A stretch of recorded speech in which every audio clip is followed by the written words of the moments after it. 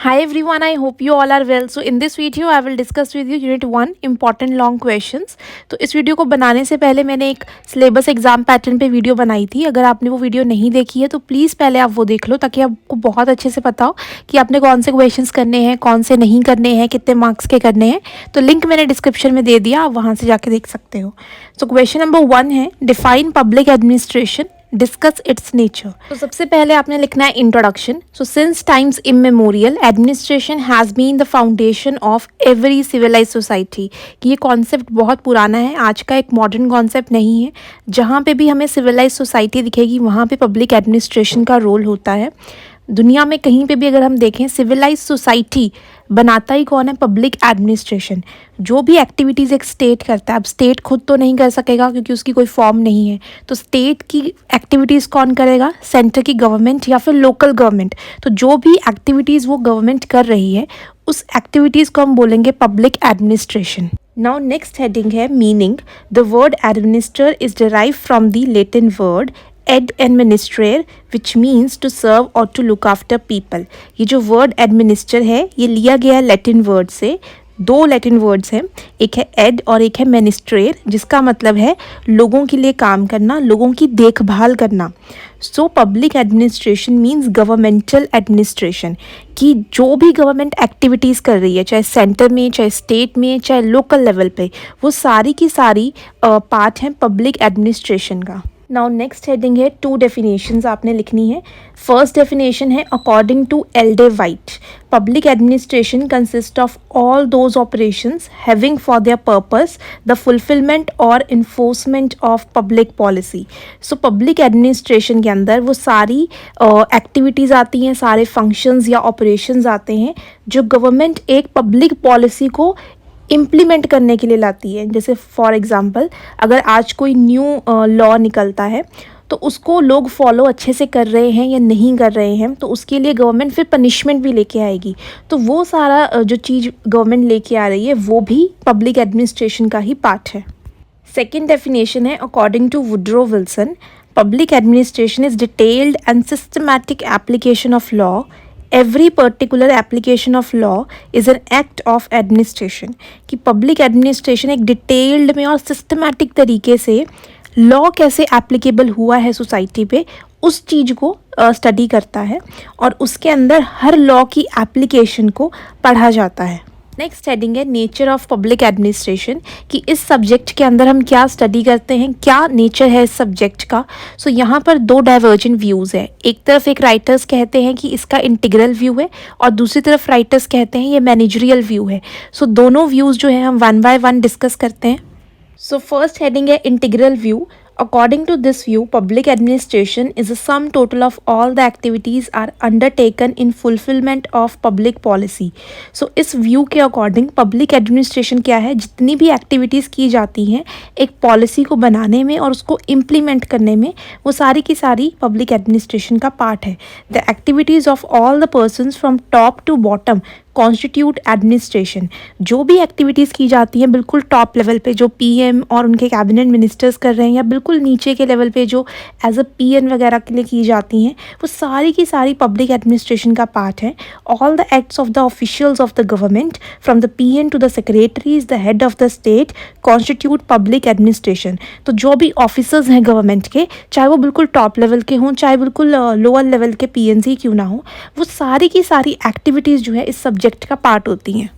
सो LD white जो है इस इंटीग्रल व्यू को सपोर्ट करते हैं और उनके अकॉर्डिंग पब्लिक एडमिनिस्ट्रेशन वो सारे ऑपरेशंस या फिर फंक्शंस इंक्लूड करते हैं जो कि एक पब्लिक पॉलिसी को इम्प्लीमेंट करवाने के लिए बनाए जाते हैं. सो एडमिनिस्ट्रेशन जो होता है वो एक फील्ड से दूसरे फील्ड में डिफ़र होता है.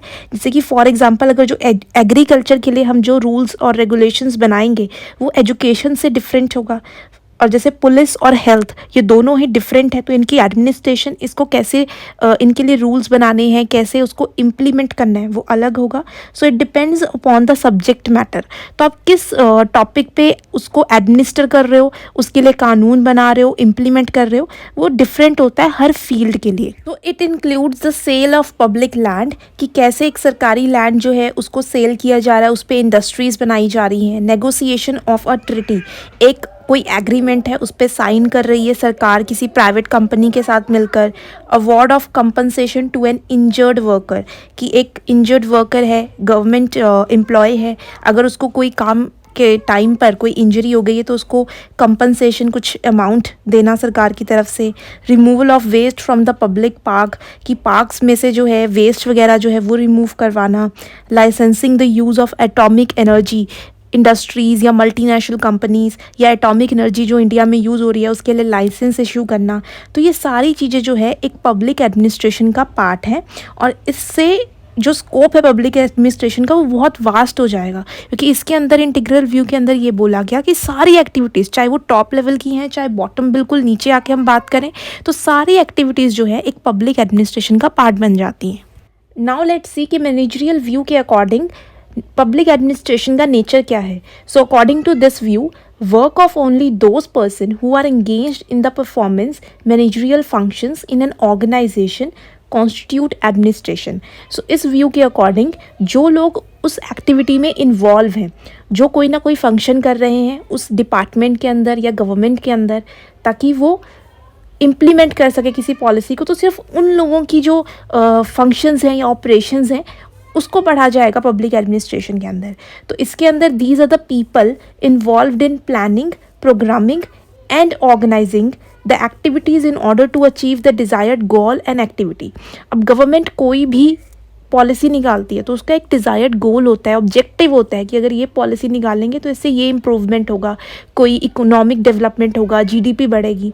तो जो लोग उस पॉलिसी को बनाते वक्त उसका पार्ट है, प्लानिंग करते वक्त या प्रोग्रामिंग करते वक्त और उसको इम्प्लीमेंट करते वक्त, सिर्फ उन लोगों की स्टडी की जाएगी, उन लोगों को ही इंक्लूड किया जाएगा उस स्टडी के अंदर।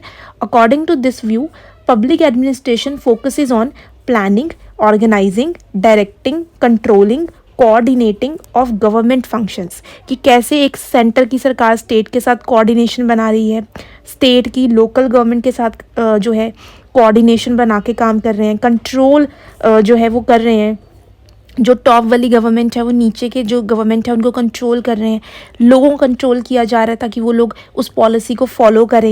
Writers those who are supporters of this view, Gulick, Simon, Smithburg and Thompson. Public administration do not differ according to the subject matter field, कि इस व्यू के अकॉर्डिंग पब्लिक एडमिनिस्ट्रेशन अलग अलग फील्ड में अलग नहीं होता। आप जैसे एक चीज़ को कंट्रोल कर रहे हो, उसके लिए प्लानिंग कर रहे हो, डायरेक्ट कर रहे हो, इम्प्लीमेंट कर रहे हो लॉज, वैसे ही आपको सेम दूसरे फील्ड में भी आपको वही जो प्रोसीजर है वो फॉलो करना है, उसके लिए कोई अलग मेथड या प्रोसेस नहीं है।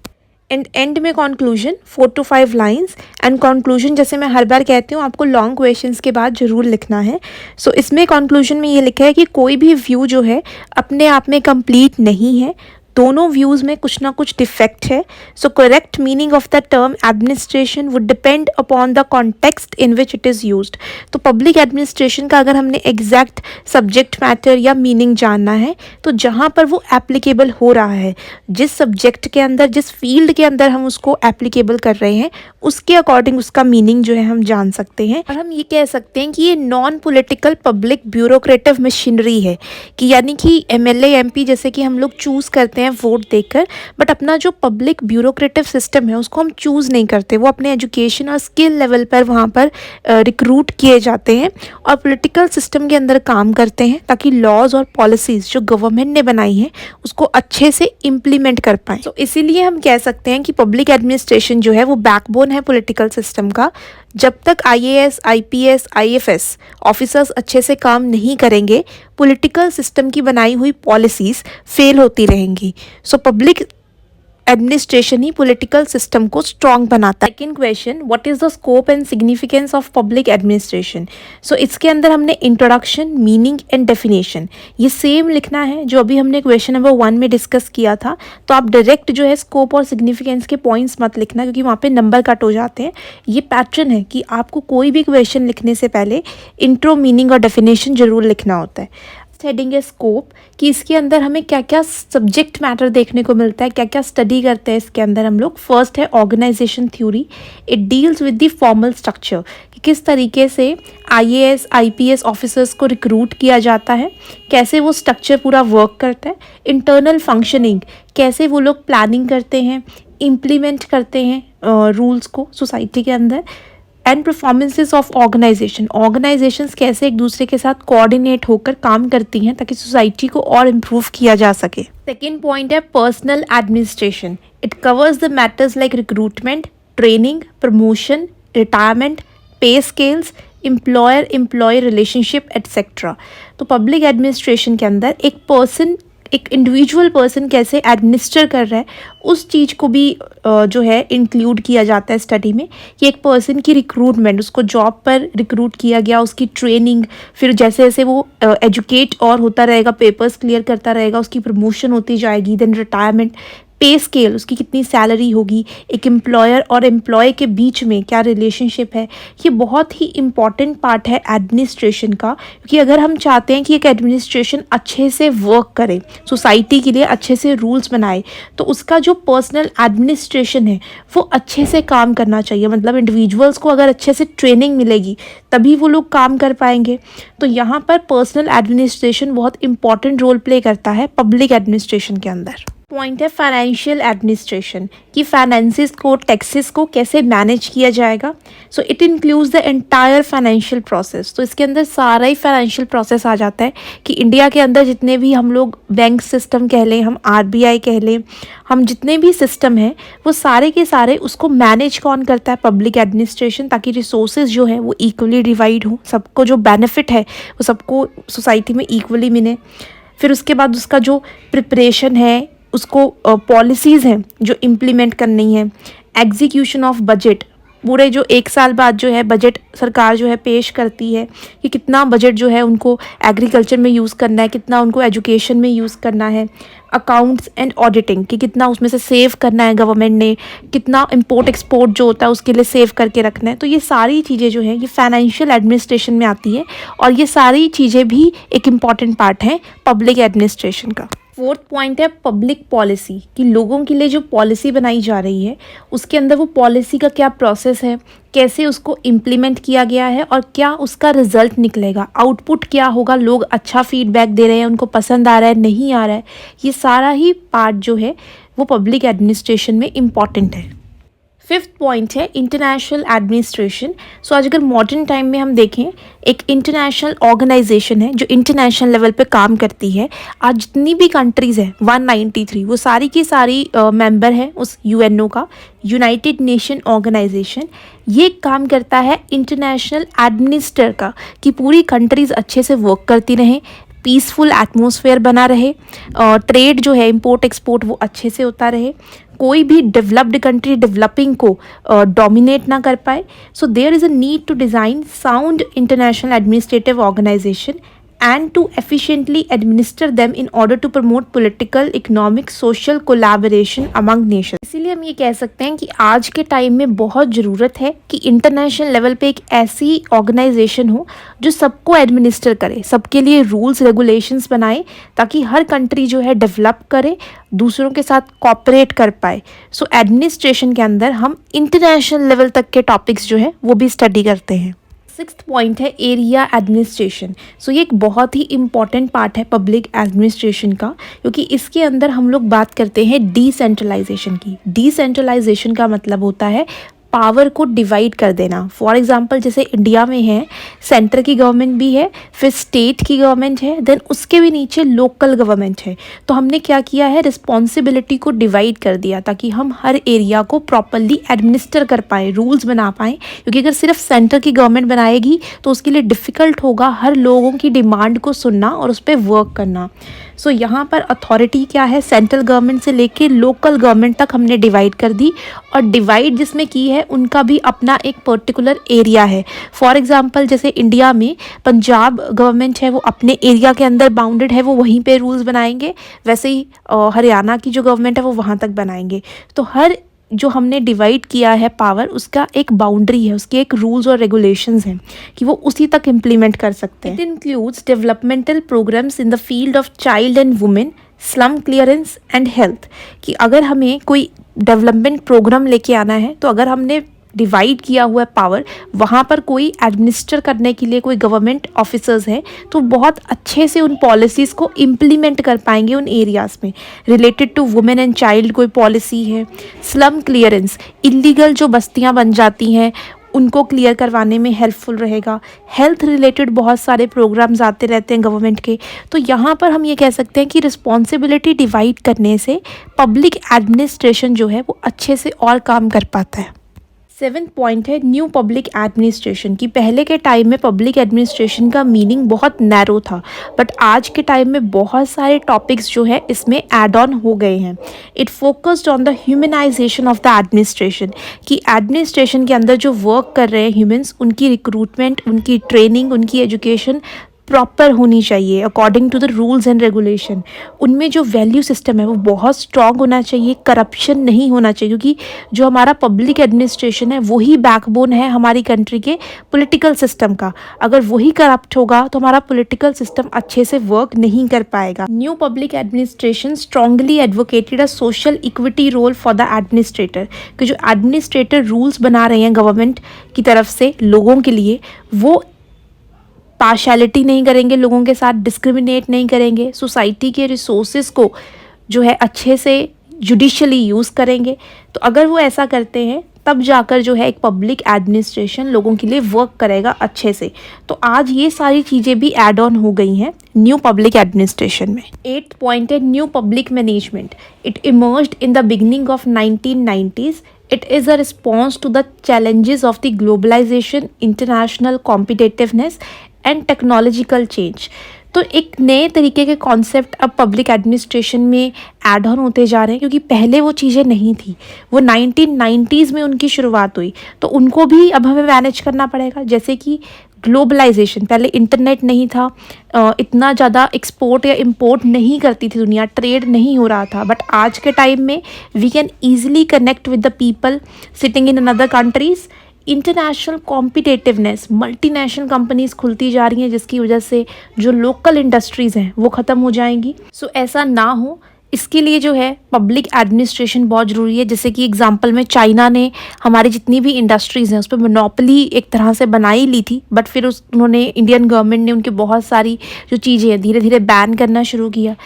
And technological change, artificial intelligence का टाइम आ रहा है आगे, रोबोटिक्स का, कंप्यूटर्स का। तो आने वाले टाइम में गवर्नमेंट को इन सारी चीज़ों पे भी रूल्स बनाने हैं। तो गवर्नमेंट को पहले से ही रेडी रखना अपने आप को कि हम जो है इसकी नॉलेज रखें और उसको उसके अकॉर्डिंग जो है रूल्स बनाते हैं। जैसे कि साइबर क्राइम, ये पहले टॉपिक नहीं होता था, आज के टाइम में साइबर क्राइम के जो इश्यूज़ हैं वो बहुत ज़्यादा होने शुरू हो गए हैं। लास्ट 9th पॉइंट है comparative public administration. It is helpful in better understanding of the differences and similarities of the public administration in different countries, कि हम पब्लिक एडमिनिस्ट्रेशन जैसे हमारी कंट्री में वर्क कर रहा है वैसे किसी और कंट्री में भी वर्क कर रही होगी, गवर्नमेंट रूल्स रेगुलेशन बना रही होगी। तो हम लोग कंपेयर करके देख सकते हैं कि क्या डिफरेंसेस हैं और क्या सिमिलैरिटीज़ है, जिसके बाद हम लोग अपने सिस्टम को और इम्प्रूव कर सकते हैं। It is also even helpful in to understand the system of public administration in different areas of the same country.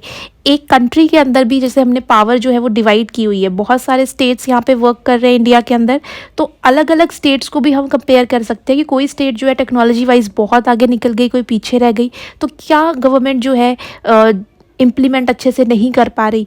तो ये हम कंट्री के अंदर भी कंपेयर कर सकते हैं और एक कंट्री का दूसरी कंट्री के साथ भी कंपेयर कर सकते हैं। नेक्स्ट हेडिंग है सिग्निफिकेंस, यानी कि क्या इंपॉर्टेंस है पब्लिक एडमिनिस्ट्रेशन की एज अ सब्जेक्ट। फर्स्ट है serving public interest. In the modern society, public administration leaves a mark on an individual life from cradle to grave, कि on first day to the death हमारे जो कब्र होती है वहाँ तक जो है पब्लिक एडमिनिस्ट्रेशन का रोल होता है। जैसे ही हमारा बर्थ होता है, हमारा बर्थ सर्टिफिकेट, जब हमारी डेथ हो जाती है डेथ सर्टिफिकेट, और मरने के बाद भी हमारी जो विल है, पावर ऑफ अटर्नी है, वो किसको ट्रांसफ़र होगी नहीं होगी, वो सारा काम जो है वो गवर्नमेंट के अंडर आता है। सो हम ये कह सकते हैं कि हमारे बॉर्न होने से पहले और डेथ के बाद तक का पब्लिक एडमिनिस्ट्रेशन का काम आता है। We need it in our day to day activity. दिन में हमें हर काम के लिए जो है पब्लिक एडमिनिस्ट्रेशन की ज़रूरत पड़ती है। जैसे कि जो हम फूड खा रहे हैं, जो पानी पी रहे हैं, वो प्योर है या नहीं है। गार्बेज डिस्पोजल, जो गार्बेज है उसको प्रॉपरली डिस्पोज किया जाना चाहिए। रोड्स और street lights, public transport, education, social security, maintenance of law and order. तो इस तरीके से हम कह सकते हैं कि पब्लिक एडमिनिस्ट्रेशन एक ऐसा सब्जेक्ट है जो हमारे डे टू डे जो लाइफ की एक्टिविटीज़ हैं उसमें बहुत इंपॉर्टेंट रोल प्ले करता है, और जिसकी शुरुआत हमारे बर्थ से पहले ही शुरू हो जाती है और डेथ के बाद तक चलती रहती है। सेकेंड पॉइंट है instrument of social change and improvement. Each state has plans and policies which need to be properly enforced and executed in order to improve the social economic life of its people. अगर हम चाहते हैं हमारी country के अंदर लोग develop हों, हमारी सोसाइटी और अच्छे से इम्प्रूव करें, तो हमें जो पॉलिसीज़ हैं वो अच्छे से इम्प्लीमेंट करनी होंगी। और जो पॉलिसीज़ है वो इम्प्लीमेंट कौन करेगा? Public administration. तो इस तरीके से हम कह सकते हैं कि जो पब्लिक एडमिनिस्ट्रेशन है वो इंस्ट्रूमेंट है सोशल चेंज का। अगर सोसाइटी में चेंज लाना है वो कौन ला सकता है? Public administration. उसकी इम्प्रूवमेंट के लिए वही रिस्पॉन्सिबल है। तो इसीलिए efficient administration convert the society from simple to modern. एक अगर बेस्ट एडमिनिस्ट्रेशन सिस्टम होगा किसी कंट्री का, वो कंट्री को एक सिंपल, एक पिछड़ी हुई सोसाइटी से एक मॉडर्न सोसाइटी बना सकता है। थर्ड पॉइंट है implementing laws and policies. The best government policies and laws would remain mere noble declarations if the administrative machinery does not function efficiently and translate the laws into action. कि government की चाहे अच्छी से अच्छी policy वो बना लें, पर जब तक उसको एडमिनिस्ट्रेटिव लेवल पर उसको इम्प्लीमेंट नहीं करेंगे, अच्छे से प्लान नहीं किया जाएगा कि कैसे वो लोगों तक पहुंचाया जाए और लोग उसे फॉलो करें, तब तक वो सिर्फ ऑन पेपर ही रहेगा, वो सिर्फ एक डेक्लरेशन ही होगी। बट उसको अच्छे से इम्प्लीमेंट कराने के पीछे किसका हाथ है? एक पब्लिक एडमिनिस्ट्रेटर का। फोर्थ पॉइंट है maintenance of law and order. कि पब्लिक एडमिनिस्ट्रेशन जो होता है उसका मेन काम क्या है? पीसफुल एटमॉस्फेयर मेंटेन करना, लोगों की लाइफ को प्रोटेक्ट करना और उन्हें लिबर्टी, ज़्यादा से ज़्यादा फ्रीडम होनी चाहिए, वो अपनी लाइफ के डिसीजंस खुद ले पाएँ। Fifth point role in the times of national crisis and calamities. Natural calamities जैसे कि cyclone, earthquake, flood, drought, epidemic, अगर कोई भी प्रॉब्लम आ जाती है, ये सारी इमरजेंसी वाली सिचुएशंस हैं, तो उस टाइम पर भी किसका सबसे पहले काम आएगा? आगे कौन करेगा? वो है public administration. So in such times it takes the responsibility to rescue and rehabilitate the affected people. कि उस टाइम पे जो लोग हैं वहाँ तक मदद पहुँचाना, उनको जो है अच्छे से दूसरी जगह सेफ लेके जाना, उनके लिए जो फैसिलिटीज़ है, मेडिसिन है, क्लोथ्स है, फूड है, वो प्रोवाइड करना, ये सारा जो काम है वो पब्लिक एडमिनिस्ट्रेशन के अंडर आता है। सिक्स्थ पॉइंट है preparing the blueprint of the economy. Blueprint का मतलब है प्लानिंग करना। इकोनॉमिक प्लानिंग बहुत इंपॉर्टेंट है अगर हम चाहते हैं हमारी कंट्री की इकोनॉमिक ग्रोथ हो, हमें एम्प्लॉयमेंट मिले, ज़्यादा से ज़्यादा इंडस्ट्रीज़ बने, तो इसके लिए पहले हमें प्लानिंग करनी पड़ेगी।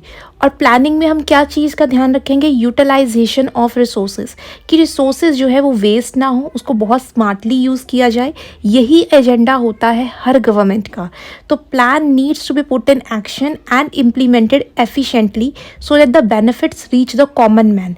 तो प्लानिंग इस तरीके से की जानी चाहिए कि जो कॉमन मैन है उसको भी उसका बेनिफिट मिले, उस तक भी जो है शेयर पहुंचे गवर्नमेंट के जो बेनिफिट्स का। सेवेंथ पॉइंट है as a subject of study. तो जैसे हमें पता ही है कि इस सब्जेक्ट की पॉपुलैरिटी जो है बहुत जल्दी बढ़ती जा रही है। बहुत सारे स्टूडेंट्स जो हैं IAS IPS ऑफिसर्स के लिए प्रिपेयर करते हैं। जो स्टूडेंट्स हैं आज के, वो कल के एडमिनिस्ट्रेटर्स होंगे। जो भी हमें ट्रेनिंग में आज सिखाया जाएगा, जो वैल्यू सिस्टम हमारा आज होगा, वो हम फ्यूचर में वही इम्प्लीमेंट करेंगे। It is also made useful contribution in the training of civil servants. 8 point है stabilising force. Public administration is a great stabilizing force in society. Government may come and go, but administration always experiences a change. कि जैसे मैंने आपको बताया कि public administration political system के अंदर work करता है, बट पॉलिटिकल सिस्टम नहीं है, तो गवर्नमेंट तो आती जाती रहती है। आज जैसे बीजेपी की गवर्नमेंट है, हो सकता है कल को कांग्रेस की हो या आम आदमी पार्टी की हो, बट जो IAS IPS ऑफिसर्स हैं वो वहीं पे रिक्रूट रहेंगे, जो भी गवर्नमेंट चेंज होगी उनके लिए वर्क करेंगे। तो स्टेबिलिटी सबसे ज़्यादा कौन मेंटेन कर रहे हैं सोसाइटी के अंदर? ये पब्लिक एडमिनिस्ट्रेटर्स। तो इसीलिए ये जो है ज़्यादा इम्पॉर्टेंट है पॉलिटिकल सिस्टम से भी। It provides continuity and stability. It survives even revolutions and coups. अगर कभी लोग सड़कों पे भी उतर जाएं, कभी दंगे फसाद हों या तख्ता पलट भी हो जाए, कि अगर आज सपोज करो कि बीजेपी के बहुत सारे लोग कन्वर्ट होकर किसी और पार्टी में चले गए और दूसरी पार्टी वहाँ पर आ गई या मिलिट्री रूल लग गया, तब भी एडमिनिस्ट्रेटिव सिस्टम जो है वैसे ही वर्क करता रहता है, उसको कोई इफेक्ट नहीं होता। 9th पॉइंट है role in times of war. War pushes a country into acute crisis and can prove a big challenge for its economy as well as for its existence। कि अगर वॉर का time हो तो वो country के लिए बहुत ही क्रिटिकल सिचुएशन वाला होता है, तो उसके अंदर ये हमारी इकोनॉमी के लिए और कंट्री की एग्जिस्टेंस के लिए बहुत ज़रूरी है कि हमारा पब्लिक एडमिनिस्ट्रेशन उस टाइम पर ठीक जो है डिसीजन ले। A country faced with war needs an efficient and strong public administration to face the challenge। तो उस टाइम पर अगर किसी कंट्री का पब्लिक एडमिनिस्ट्रेशन सिस्टम स्ट्रांग होगा तो वो जुडिशली बहुत स्मार्टली डिसीजन लेंगे। बट अगर हमारे जो एडमिनिस्ट्रेटर्स हैं वो वीक होंगे, उनकी ट्रेनिंग अच्छी नहीं हुई होगी, तो उस सिचुएशन में वो कंट्री को और ज़्यादा बुरी सिचुएशन में डाल देंगे। एंड में कंक्लूजन 4 to 5 लाइंस, कोई भी इंपॉर्टेंट लाइंस जो हमने डिस्कस की हैं आप उसमें से लिख सकते हो। अगर आपको नहीं भी पता लग रही है तो मैंने आपके लिए वो लाइंस लिख भी दी हैं। एंड कंक्लूजन लिखना इज़ मस्ट, चाहे आंसर आपका 2 पेजेस का हुआ हो, 3 का हुआ हो, आपने वहाँ पे कंक्लूजन ज़रूर लिखना है। I hope you will find this video informative. If you have any doubt related to this video or your syllabus, please comment below. Share this video with your friends and subscribe the channel. And please subscribe this ताकि मुझे भी feedback मिले कि आपको ये content अच्छा लग रहा है। All the best for the exam. Have a nice day.